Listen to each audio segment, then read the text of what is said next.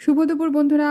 আজ বৃহস্পতিবার নিরামিষ লাঞ্চে করেছি গরম ভাত। এখানে রয়েছে এঁচুড় দিয়ে ছোলার ডাল, এটা সেদ্ধ করা ছোলার ডাল, সেদ্ধ করা টুকরো করা এঁচুড় দিয়ে করেছি। আর দিয়েছি টমেটো কুচি, আদা কুচি, কাঁচা লঙ্কা কুচি, জিরে গুঁড়ো, ধনে গুঁড়ো, ভাজা মশলার গুঁড়ো, ঘি, গরম মশলার গুঁড়ো, গোটা জিরে, তেজপাতা, গোটা গরম মশলা ফোড়ন দিয়েছি।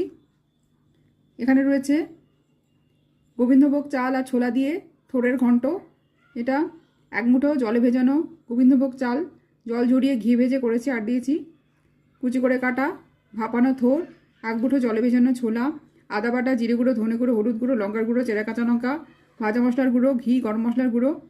এখানে রয়েছে কপির পাতা বাটা, এটা ফুলকপির পাতা ভাপিয়ে করেছি।